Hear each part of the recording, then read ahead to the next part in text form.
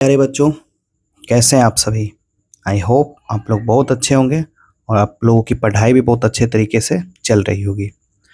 तो जैसा कि अभी हम लोगों ने अपना जो हिस्ट्री का सीरीज स्टार्ट किया था उसे हम लोग कंप्लीट कर रहे थे और हमने अभी एक्सरसाइज फर्स्ट यानी यूरोप में राष्ट्रवाद प्रारंभ किया था, जिसमें हम लोगों ने देखा था कि इसे हम लोगों ने 3 पार्ट में पढ़ा था, जो कि हमारा पार्ट 1, पार्ट 2 और पार्ट 3 तक का वीडियो आपको पहले ही मिल चुका है। जिन्होंने भी पार्ट 1, पार्ट 2 और पार्ट 3 को नहीं कंप्लीट किया है, पहले उसे जाके आप अच्छे से कंप्लीट कर लें ताकि चीज़ें आपको क्रमबद्ध तरीके से समझ में आएंगी। तो पिछले अध्याय में हम लोगों ने इटली का एकीकरण कंप्लीट किया था, जिसमें हम लोगों ने देखा था गैरिबाल्डी का योगदान, मेजनी का योगदान और काउंट कावर का योगदान। ठीक ना। उसमें एक चीज़ मिस था, उसमें एक ऑब्जेक्टिव बहुत पूछता है कि काउंट कावूर की मृत्यु कब हुई, तो आप लोग को याद रखना है 1862 में। ठीक, काउंट कावूर की मृत्यु जो हुई थी कब हुई थी, 1862 में। ठीक, जो ऑब्जेक्टिव एक बिहार बोर्ड के लिए इंपॉर्टेंट हो जाता है कि काउंट कावूर की मृत्यु कब हुई थी, तो 1862 में काउंट कावूर की मृत्यु हुई थी। चलिए आज का हम लोग अपना टॉपिक स्टार्ट करते हैं। आज का हमारा टॉपिक है जर्मनी का एकीकरण। इटली का एकीकरण हम लोगों ने कंप्लीट कर लिया था। आज हम लोग को देखना है जर्मनी का एकीकरण। तो देखिए, जर्मनी का एकीकरण 1871 में संपन्न हुआ।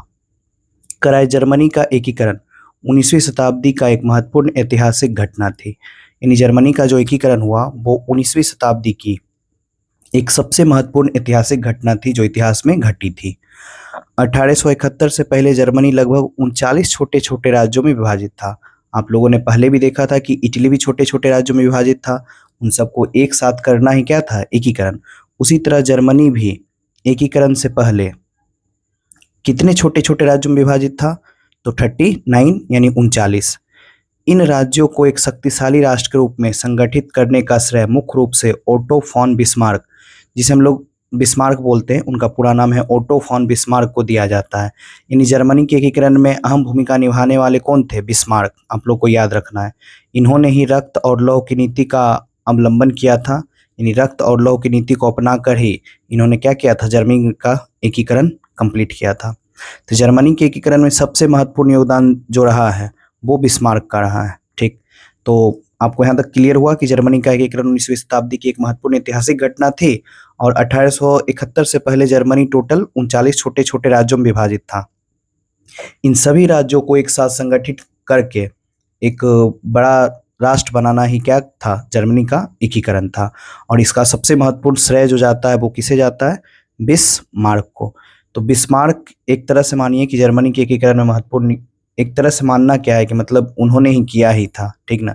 और ये क्वेश्चन बिहार बोर्ड में बहुत इंपॉर्टेंट बनता है कि रक्त और लौह की नीति का अवलंबन किसने किया, तो बिस्मार्क ने, या इसको ब्लड एंड आयरन भी कहते हैं। ठीक ना। आगे देखेंगे भी कि इन्होंने इस चीज को क्यों अपनाया था। इन्होंने अपनाकर कूटनीति के माध्यम से जर्मनी का एकीकरण किया। यानी बिस्मार्क ने रक्त और लौह की नीति को अपनाकर ही क्या किया, जर्मनी के एकीकरण में योगदान निभाया। तो ये हो गया जर्मनी के एकीकरण का परिचय कि जर्मनी का एकीकरण 19वीं शताब्दी की एक महत्वपूर्ण ऐतिहासिक घटना थी और 1871 से पहले जो ये जर्मनी जो था छोटे छोटे राज्यों में, कितने छोटे छोटे राज्यों में, तो 39 छोटे छोटे राज्यों में विभाजित था। इन सभी राज्यों को एक शक्तिशाली राष्ट्र के रूप में संगठित करने का श्रेय किसको जाता है, ओटो फॉन बिस्मार्क को।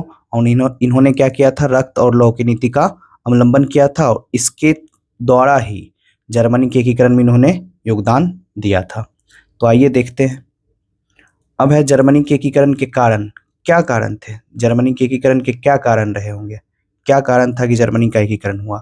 तो सबसे पहले आप लोगों को पता है कि राष्ट्रवाद का उदय हो रहा था। यानी हर जगह पे यूरोप में राष्ट्रवाद की भावना जागृत हो रही थी। लोगों में राष्ट्रवाद के बारे में जानकारी ज़्यादा प्राप्त हो रही थी। लोग अपने राष्ट्र के प्रति सजग हो रहे थे। उनमें जो राष्ट्र के लिए प्रेम और एकता का भावना था वो दिख रहा था। तो राष्ट्रवाद का पहला रीजन है आपका उदय। लोगों में एक राष्ट्र बनने की भावना विकसित हुई। सभी लोगों ने सोचा हम लोग छोटे छोटे राज्य में क्यों विभाजित रहेंगे, हम लोग मिलकर एक राज्य का निर्माण क्यों नहीं करेंगे, तो राष्ट्र बनेंगे। तो इसलिए इनमें क्या था, राष्ट्रवाद के उदय का क्या बना, सबसे जो मेन रीजन था राष्ट्रवाद का उदय। सेकेंड रीजन जो था आपका आर्थिक एकता। कराए जर्मन राज्यों के बीच सीमा शुल्क संघ जिसको जालबेरिन बोलते थे, आप लोग पहले भी पढ़ चुके हैं। जालबेरिन एक व्यापारियों की संस्था थी। बनने से व्यापार बढ़ा और एकता मजबूत हुई। जब इन लोगों के बीच में व्यापार हो रहा था, आप लोगों ने पहले भी पढ़ रखा है कि जालबेरिन कैसी संस्था थी, व्यापारियों की। तो ये जालबेरिन संस्था जो थी, तो इसमें क्या हो रहा था कि जर्मन राज्यों के बीच सीमा शुल्क और संघ बनने में व्यापार बढ़ा और एकता भी क्या हुई, मजबूत। तो इससे क्या हुआ, उनको लगा कि हम लोग एक राष्ट्र हो जाए तो और भी बेहतर रहेगा। तो पहला रीजन आपको बताना, राष्ट्रवाद का उदय। दूसरा, आर्थिक एकता, जो कि व्यापार के थ्रू हुआ था। फिर नेक्स्ट है पर्सा का नेतृत्व। देखिए, पर्सा सबसे शक्तिशाली राज था, ठीक ना, और बिस्मार्क पर्सा का ही चांसलर था, ठीक। तो पर्सा सबसे शक्तिशाली राज था, इसी के नेतृत्व में क्या हुआ कि पूरा जर्मनी का एकीकरण हुआ। फिर है बिस्मार्क की कूटनीति। करा, उन्होंने युद्ध और समझौते दोनों को प्रभावी उपयोग किया। यानी क्या चीज़ की, बिस्मार्क ने युद्ध का भी और समझौते का भी। जहाँ लगता था इन्हें कि युद्ध से काम हो सकता है, वहाँ पे उन्होंने युद्ध का सहारा लिया, और जहाँ पे समझौते से हो सकता था तो वहाँ पे इन्होंने समझौते से काम लेकर क्या किया, जर्मनी के एकीकरण में महत्वपूर्ण योगदान निभाया। तो जर्मनी के एकीकरण का कारण क्या क्या बताना है कि पहला, राष्ट्रवाद का उदय, लोगों में राष्ट्रवाद की भावना जागृत हो रही थी। दूसरा रीजन बताना है, आर्थिक एकता। तीसरा, पर्सा का नेतृत्व। और चौथा, बिस्मार्क की कूटनीति। मेनली जो है जर्मनी के एकीकरण में सबसे अहम भूमिका निभाने वाले कौन थे, बिस्मार्क, ठीक। इसके बाद जो है जर्मनी के एकीकरण के परिणाम, यानी जर्मनी का एकीकरण हुआ तो उससे क्या क्या हुआ। तो जर्मनी एक शक्तिशाली और एकीकृत राष्ट्र बना। जब जर्मनी का एकीकरण हो गया तो जर्मनी कैसा राष्ट्र बना, एक शक्तिशाली और एकीकृत। एकीकृत का मतलब क्या हुआ कि जितने छोटे छोटे राज्य थे सब मिलके एक राष्ट्र के रूप में उभर कर आए, ठीक ना। तो जर्मनी एक शक्तिशाली और एकीकृत राष्ट्र बना। दूसरा है, यूरोप में शक्ति संतुलन बदल गया। पहले यूरोप में जो शक्ति संतुलन का व्यवस्था अलग था, अब चेंज हो गया। जर्मनी का औद्योगिक और सैन्य विकास तेजी से हुआ। यानी जर्मनी में उद्योग और सेना का जो विकास हुआ वो बहुत तेजी से हुआ जब जर्मनी का एकीकरण हुआ तब। फ्रांस और जर्मनी के बीच शत्रुता बढ़ी। फ्रांस और जर्मनी दोनों के बीच क्या हुई, शत्रुता बढ़ी, जिसने आगे चलकर प्रथम विश्व युद्ध की पृष्ठभूमि तैयार करने में योगदान दिया। आप लोग को याद रखना है, प्रथम विश्व युद्ध कब से कब हुआ था, तो 1914 से लेके 1918 तक हुआ था। तो ही करा है, फ्रांस और जर्मनी के बीच में शत्रुता बढ़ी थी, जिसने आगे चलकर क्या किया, प्रथम विश्व युद्ध की पृष्ठभूमि क्या कर दी, तैयार। तो यानी जर्मनी का जो एकीकरण हुआ तो उसके क्या क्या परिणाम हुए, एक बार आइए अच्छे से फिर देख लेते हैं। कि जर्मनी एक शक्तिशाली और एकीकृत राष्ट्र बना, यूरोप में शक्ति संतुलन बदल गया था, जर्मनी का औद्योगिक और सैन्य विकास भी तेजी से हुआ, फ्रांस और जर्मनी के बीच शत्रुता बढ़ी, जिसने आगे चलकर क्या किया, प्रथम विश्व युद्ध की पृष्ठभूमि तैयार करने में योगदान दिया। तो बच्चों देखिए, ये सारे पॉइंट को आपको नोट्स अच्छे से कंप्लीट करते जाना है, ठीक ना। जैसे एक क्वेश्चन पूछ सकता है कि जर्मनी के एकीकरण के बारे में बताएं, तो आपको बताना है जर्मनी का एकीकरण का परिचय देना है। फिर बताना है कि बिस्मार्क ने अपनी कूटनीति के बल पे लौ रक्त और लौह की नीति का अवलंबन करते हुए जर्मनी का एकीकरण किया। फिर इसके क्या क्या परिणाम हुए ये आपको बताना है, ठीक ना। अब देखिए, एक क्वेश्चन जो आपका बिहार बोर्ड में बनता है, ठीक, इस बार के लिए बहुत इंपॉर्टेंट भी रहेगा, वीवीआई रहेगा इस बार के लिए, कि जर्मनी के एकीकरण में बिस्मार्क की क्या भूमिका थी, ठीक ना। ये साहब दिख रहे हैं आपको, यही बिस्मार्क साहब है, ठीक ना। तो जर्मनी के एकीकरण में इनकी क्या भूमिका है, इस क्वेश्चन को आपको अच्छे से तैयार भी करना है और समझना भी है। तो देखिए, कह रहा है ओटो फॉन बिस्मार्क। बिस्मार्क का पूरा नाम क्या था, ओटो फॉन बिस्मार्क को जर्मनी के एकीकरण का शिल्पकार कहा जाता है। इन्हें क्या कहा जाता है, आर्किटेक्ट ऑफ जर्मन यूनिफिकेशन। यानी क्या चीज, जर्मनी के एकीकरण का शिल्पकार। शिल्पकार का मतलब होता है जो उस चीज को नए रूप में ढाला हो, किसी चीज को नए ढांचे के रूप में ढाला हो। तो इन्होंने जर्मनी के छोटे छोटे राज्यों को मिलाकर एकीकरण किया, इसीलिए इन्हें एकीकरण का शिल्पकार भी कहा जाता है। किसके एकीकरण का, तो जर्मनी के एकीकरण का। आपसे पूछेगा कि जर्मनी के एकीकरण का शिल्पकार कौन है, तो बिस्मार्क, और इनका पूरा नाम क्या था, ओटो फॉन बिस्मार्क, ठीक ना। अब देखिए, वे पर्सा के प्रधानमंत्री थे, ठीक। बेपर्सा, पर्सा एक छोटा छोटा जो जर्मनी का वहाँ पे, मतलब जैसे जर्मनी हो गया, फ्रांस हो गया आपका, उसी तरह बेपर्सा के क्या थे, प्रधानमंत्री। तो बिस्मार्क कहाँ के प्रधानमंत्री थे, पर्सा के। उन्होंने अपनी रक्त और लौह नीति को कुशल कूटनीति तथा सैन्य शक्ति के बल पर 1871 में जर्मनी का एकीकरण कराया। यानी इन्होंने अपने कूटनीति के बल पे और इन्होंने एक क्या अपनाया था, रक्त और लौह की नीति। पूछेगा रक्त और लौह की नीति का अवलंबन किसने किया, तो बिस्मार्क ने। बच्चों ये चीज़ सुन के आपको अच्छे से याद कर लेना है, और नोट्स में मैं जिस चीज़ को हाईलाइट ज़्यादा करूं, जिस चीज़ को ज़्यादा बोल रहा हूं, मतलब वो बहुत इंपॉर्टेंट चीज़ है, उसको आपको अच्छे से करना है ही। ठीक, तो बिस्मार्क के बारे में क्या बताना है कि जर्मनी के एकीकरण के शिल्पकार थे, वे पर्सा के प्रधानमंत्री थे, उन्होंने ही रक्त और लौह की नीति का अवलंबन किया और कूटनीति और सैन्य शक्ति के बल पे 1871 में जर्मनी का एकीकरण कराया। तो आइए देखते, ये तो हो गया परिचय कि बिस्मार्क ने क्या किया। तो बिस्मार्क ने रक्त और लौह की नीति का अवलंबन करके सैन्य शक्ति के साथ और कुशल कूटनीति के साथ जर्मनी का एकीकरण 1871 में पूर्ण किया। तो आइए देखते हैं किस तरह से किया। तो देखिए बिस्मार्क की भूमिका, फर्स्ट है आपका रक्त और लौह की नीति। इन्होंने रक्त और लौह की नीति को अपनाया था। करा बिस्मार्क का मानना था कि केवल भाषणों और प्रस्तावों से नहीं, बल्कि सैन्य शक्ति और युद्ध से जर्मनी का एकीकरण संभव है। बिस्मार्क मानते थे क्या केवल भाषण देकर या प्रस्ताव रखकर हम लोग जर्मनी का एकीकरण तो नहीं कर पाएंगे। तो इसलिए जर्मनी के एकीकरण के लिए आवश्यक चीज क्या है, तो सैन्य शक्ति, सेना और युद्ध, तब जाके जर्मनी का क्या होगा, एकीकरण। इसीलिए उन्होंने किस चीज को अपनाया था, तो रक्त और लौह की नीति का। आपसे पूछ सकता है कि बिस्मार्क ने रक्त एवं लौह की नीति का अवलंबन क्यों किया, तो आपको बताना है क्योंकि उनका मानना था कि केवल भाषणों और प्रस्तावों से जर्मनी का एकीकरण संभव नहीं है, बल्कि सैन्य शक्ति और युद्ध से जर्मनी के एकीकरण को संभव बनाया जा सकता है। इसलिए उन्होंने क्या किया, पर्सा की सेना को मजबूत बनाया और युद्ध की तैयारी की। इसलिए उन्होंने रक्त और लौह की नीति का अवलंबन किया। अब है पर्सा के नेतृत्व प्रदान करना। उन्होंने क्या किया, पर्सा को नेतृत्व प्रदान किया, किसके लिए, इस जर्मनी के एकीकरण के लिए। यानी पर्सा को जो नेतृत्व मिला जर्मनी के एकीकरण के लिए, क्योंकि जर्मनी का एकीकरण पर्सा के नेतृत्व में ही संभव था। ठीक ना, क्योंकि पर्सा बहुत ही शक्तिशाली और मजबूत, उस समय का जो मतलब जर्मनी के एकीकरण से पहले जो था, पर्सा जो था बहुत ही मजबूत और शक्तिशाली देश था। ठीक ना, अब क्या है, करा बिस्मार्क ने पर्सा को जर्मन राज्यों को सबसे शक्तिशाली राज्य बनाया। उन्होंने सभी जर्मन राज्यों को पर्सा के नेतृत्व में एकजुट करने का प्रयास किया।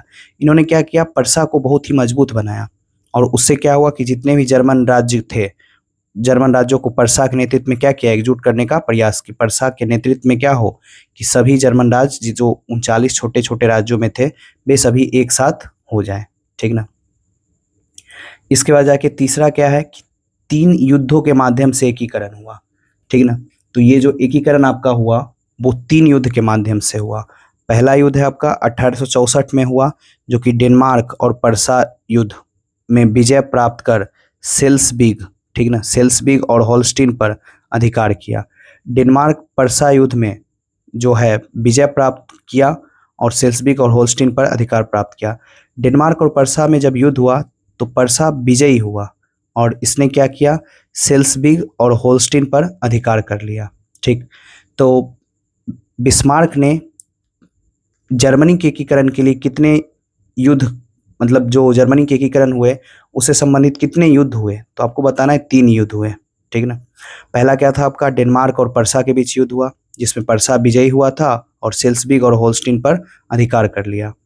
सेकेंड है आपका 1866 का जो युद्ध है, इसे देखिए बिहार बोर्ड का एक क्वेश्चन बहुत इंपॉर्टेंट इससे बनता है। 1866 को आप, ये जो युद्ध है आपका, इसे सेडोवा का युद्ध भी कहा जाता है। तो आपको बच्चों अच्छा से इसको याद रखना है और लिख भी लेना है, इसे सेडोवा का युद्ध कहा जाता है। ठीक ना, इसे सेडोवा का युद्ध कहा जाता है। और ये जो हुआ था 3 जुलाई, एग्जैक्ट डेट 3 जुलाई 1866 को हुआ था। ठीक, और किसके किसके बीच हुआ था, तो ऑस्ट्रिया के बीच और पर्सा के बीच, ऑस्ट्रिया के बीच और पर्सा के बीच युद्ध में ऑस्ट्रिया को हराकर उसने जर्मन मामलों से अलग कर दिया। ठीक, ऑस्ट्रिया और पर्सा के बीच हुआ, जिसमें क्या हुआ कि ऑस्ट्रिया को पर्सा पराजित कर दिया। ठीक, ऑस्ट्रिया को हराकर उसे जर्मन मामलों से क्या किया, अलग कर दिया। क्योंकि देखिए आप लोग को याद होगा, ऑस्ट्रिया इटली के एकीकरण में भी बहुत बड़ा बाधा था और जर्मनी के एकीकरण में भी बहुत बड़ा बाधा था। उसे हटाए बिना इटली का एकीकरण या जर्मनी का एकीकरण करना मुश्किल था। तो 1866 में एक युद्ध हुआ जिसका नाम है सेडोवा का युद्ध। ठीक, जो कि किसके इसके बीच हुआ, आपको याद रखना है, बहुत इंपॉर्टेंट फैक्ट है ये, ऑस्ट्रिया और पर्सा। कब हुआ एग्जैक्ट? 3 जुलाई 1866 में, जिसमें ऑस्ट्रिया हार गया और पर्सा जीता, और ऑस्ट्रिया को क्या किया गया कि जर्मनी के मामलों से अलग कर दिया गया। नेक्स्ट जो युद्ध हुआ आपका 1870 से 71 में, इसे बोलते हैं सेडोन का युद्ध। सेडोन का युद्ध, इसे क्या बोलते हैं बच्चों? सेडोन का युद्ध। ठीक, इसका एग्जैक्ट डेट जो है वो है 1 सितंबर 1870।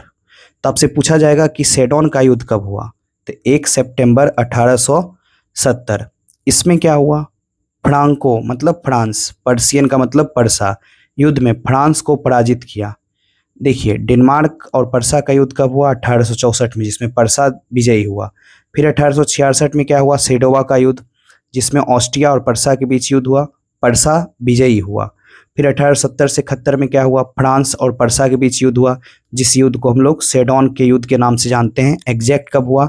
1 सितंबर 1870 को, जिसमें फ्रांस को हराकर पर्सा विजयी हुआ, जिससे दक्षिणी जर्मन राज्य भी पर्सा के साथ जुड़ गए। तो आप लोगों ने क्या देखा कि इन तीनों युद्ध के माध्यम से पर्सा और भी मजबूत होते गया और जर्मनी के एकीकरण में बड़ा योगदान दिया। तो आपको ये दोनों बच्चों बहुत याद रखना है कि अच्छे से 1870 से 71 जो था, ये आपका कौन सा युद्ध था? सेडोन का युद्ध, इसे बोलेंगे सेडोन। ठीक, बिहार बोर्ड में बार बार पूछा है, आपको ध्यान रखना है। और 1866 में कौन सा युद्ध हुआ था? सेडोवा। ठीक, एक चीज और यहाँ पे आपको याद रखने की जो बात है कि फ्रैंकफर्ट की संधि कब हुई थी, तो ये आपको बताना है 1871 में। फ्रैंकफर्ट की संधि, फ्रैंकफर्ट की संधि इसी युद्ध के दौरान हुआ था। सेडोन युद्ध के बाद जो समझौता हुआ था, तो फ्रैंकफर्ट की संधि ये हुई आपका 1871। फ्रैंकफर्ट की संधि जो हुई वो 1871 में हुई बच्चों। तो ये फैक्ट है, आपको अच्छे से याद रखना है, क्योंकि बिहार बोर्ड में यही सबसे ऑब्जेक्टिव क्वेश्चन आपका बनेगा। और आपको पता है कि 50% क्वेश्चन आपका ऑब्जेक्टिव ही है और 50% क्वेश्चन सब्जेक्टिव है। समझना हर चीज़ को है, लेकिन थोड़ा एग्जाम के व्यू से भी ध्यान देना है। अब है आपका कूटनीति में दक्षता। ठीक, बिस्मार्क ने विभिन्न यूरोपीय देशों के बीच संतुलन बनाए रखा। जो यूरोपीय देश थे उसके बीच में संतुलन बनाए रखा, ताकि पर्सा को एक साथ कई मोर्चों पर युद्ध न लड़ना पड़े। बिस्मार्क बहुत ही सफल कूटनीतिक थे। वे जानते थे कि एक बार में मुझे ज़्यादा युद्ध ना करना पड़े, इसलिए उन्होंने क्या किया? अन्य यूरोपीय देशों के बीच में संतुलन को बना के रखा। उन्होंने सही समय पर युद्ध और समझौते दोनों का उपयोग किया। जब जब लगता था उन्हें कि अभी युद्ध करना है, सही समय है, तो उन्होंने युद्ध किया, और जब जब लगता था उन्हें कि अभी सही समय नहीं है, समझौता कर लिया जाए, तो उन्होंने समझौता किया। तो इन सभी चीज़ों से आपको पता चल सकता है कि बिस्मार्क ने ही जर्मनी के एकीकरण में क्या किया? महत्वपूर्ण भूमिका निभाया। नेक्स्ट है बच्चों जर्मन साम्राज्य की स्थापना। तो 18 जनवरी 1871 को बर्साय का महल, एक महल है जिसका नाम है बर्साय, में जर्मन साम्राज्य की घोषणा हुई।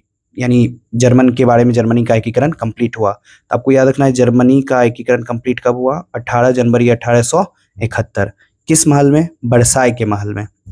विल्हेम प्रथम जर्मनी के प्रथम सम्राट बने और बिस्मार्क पहले चांसलर नियुक्त हुए। यानी जर्मनी के जो चांसलर नियुक्त हुए कौन हुए? बिस्मार्क। और जो प्रथम सम्राट बने वो बने विल्हेम प्रथम, विल्हेम प्रथम। ठीक ना? तो इस प्रकार हम लोगों ने देखा कि जर्मनी का एकीकरण का कार्य कंप्लीट हुआ। निष्कर्ष में एक बात बता सकते हैं कि बिस्मार्क की दूरदर्शी नीति, मजबूत नेतृत्व, कूटनीतिक कौशल और सैन्य रणनीति के कारण जर्मनी का सफल एकीकरण संभव हुआ। इसलिए उन्हें जर्मनी के एकीकरण का शिल्पकार भी कहा जाता है। तो बच्चों एक क्वेश्चन आ सकता है कि जर्मनी के एकीकरण में बिस्मार्क की क्या भूमिका है। आप लोग इसको अच्छे से कंप्लीट कर लीजिएगा, और जो भी आपको डाउट लगे कमेंट करके बताइएगा। जिन्हें जो भी डाउट हो, लगे कि नहीं समझ में आया है या कुछ भी, आप कमेंट कीजिए, ठीक ना, ताकि मुझे पता चल सके कि और क्लियर हो जाए। आपको लगे सारा पॉइंट क्लियर है सर, तो कम से कम लिख दिया कीजिए क्लियर कमेंट में कि क्लियर है सर, या फिर ओके करके, ताकि मुझे पता चले कि हाँ आप लोग का सारा टॉपिक क्लियर हो रहा है। तो हम लोगों ने अभी 2 टॉपिक कंप्लीट किया, जर्मनी का एकीकरण और जर्मनी के एकीकरण में बिस्मार्क की भूमिका।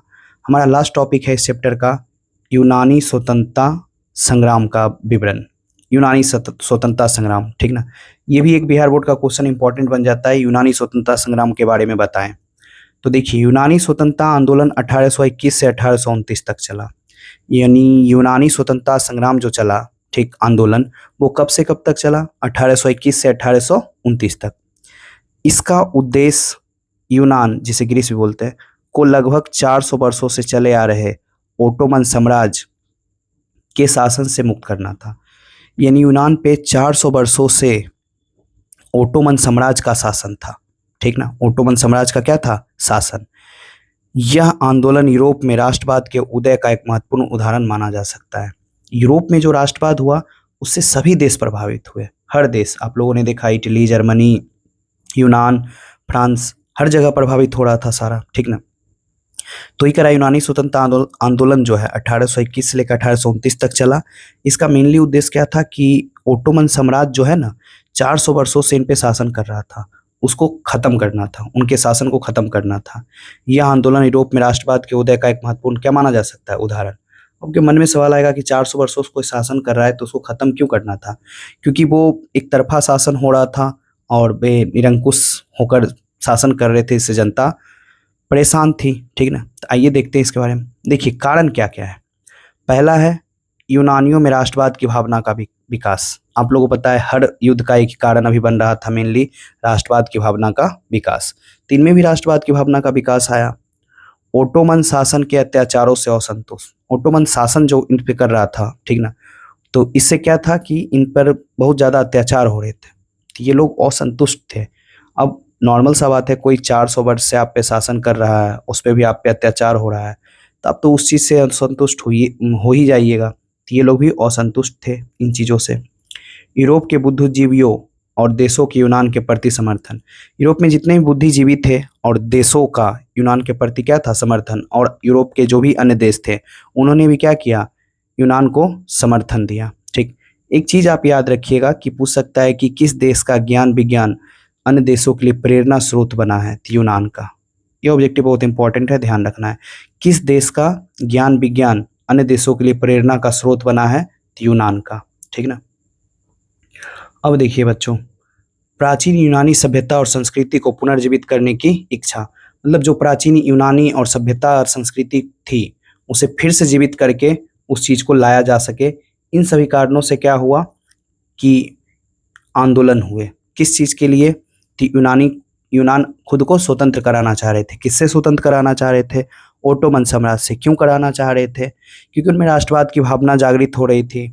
जो ओटोमन शासन उन पर अत्याचार कर रहे थे उनसे वे क्षुब्ध थे, और यूरोप में बुद्धिजीवी और अन्य देशों का समर्थन भी मिल रहा था इन्हें, यूनान को। और ये जो प्राचीन यूनानी सभ्यता और संस्कृति थी उनको ये फिर से जीवित करना चाह रहे थे।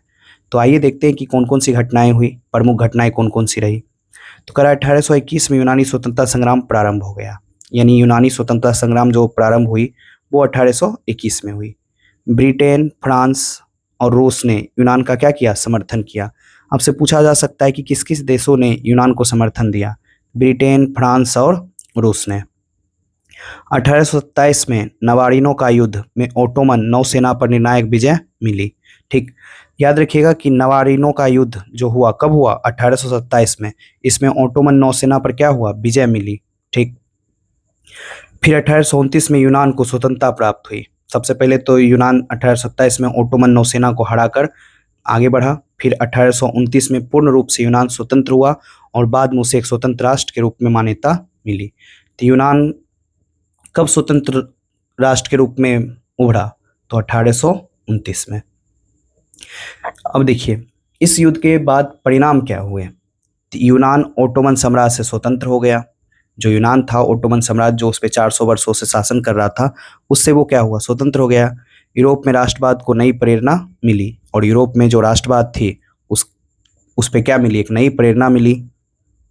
अन्य देशों के स्वतंत्रता आंदोलनों को भी बल मिला, और इसको देखकर अन्य देशों में भी क्या हुआ? स्वतंत्रता आंदोलन पर क्या हुआ? बल मिला। तो बच्चों ये चैप्टर हमारा समाप्त हो गया, ठीक ना, यूरोप में राष्ट्रवाद। तो आप लोगों का बहुत बहुत धन्यवाद कि आप लोगों ने इस चैप्टर को अच्छे से कंप्लीट किया। हम लोग अगले जो भी एपिसोड आएगा उसमें हम लोग अब अगले चैप्टर पढ़ने वाले हैं इतिहास का, समाजवाद और साम्यवाद। तो आप लोग फर्स्ट चैप्टर का अच्छे से नोट्स कंप्लीट कर लीजिएगा, ठीक ना। इसको अच्छे से पूरे मन से ढंग से कंप्लीट कर लेना है। हम लोग बहुत जल्द अब चैप्टर 2 की तरफ जाएंगे, तो इसमें सारा पॉइंट आप अच्छे से क्लियर कर लेना। जो भी बच्चे पार्ट 1, पार्ट 2 और पार्ट 3 वीडियो को नहीं देखे हैं वो अच्छे से देख लीजिएगा, ताकि आपको क्रमबद्ध तरीके से समझ में आए, ठीक ना। तो बच्चों इसको अच्छे से नोट्स कंप्लीट कर लेना है और ईमानदारी से मेहनत करते जाइए। आपके लिए मैं भी मेहनत कर रहा हूँ, आप खुद के लिए मेहनत करो, तभी आगे जा पाओगे, ठीक ना। सफलता एक दिन में नहीं मिलती है, लेकिन एक दिन ज़रूर मिलती है। बस समय का इंतज़ार करो और अच्छे से ईमानदारी से मेहनत करते जाओ। ईश्वर भी आपके साथ हैं, आपके माता पिता भी आपके साथ हैं, आपके गुरु भी आपके साथ हैं, ठीक ना। आप लोग बहुत मस्त होकर पढ़ाई करो और बहुत खुश रहो। लाइफ में हमेशा पॉजिटिव थिंकिंग को बनाए रखो। तो बच्चों इस सेशन को यहीं पे समाप्त करते हैं, ठीक ना। आप लोग इसका नोट्स अच्छे से कंप्लीट कर लीजिएगा। हम लोग नए चैप्टर की तरफ बहुत जल्द मिलने वाले हैं, ठीक। तो इसका नोट्स अच्छे से कंप्लीट करके आपको अच्छे से बना लेना है, रिवीजन करते रहना है। बस एक चीज़ का ध्यान रखना है, रिवाइज बहुत ज़्यादा कीजिए। जिस चीज़ को भी पढ़िए उसको रिवाइज कीजिए, रिकॉल कीजिए, ठीक ना। ये सब करते रहिए। मैं बहुत ही जल्द एक सेशन लूँगा इस पे कि चीज़ों को लंबे समय तक याद कैसे रखें, ठीक। तो इसको आप अच्छे से कंप्लीट कर लीजिएगा। मिलते हैं बच्चों अगले एपिसोड में। तब तक के लिए बहुत बहुत बहुत खुश रहिए और अच्छे से पढ़ते रहिए। धन्यवाद।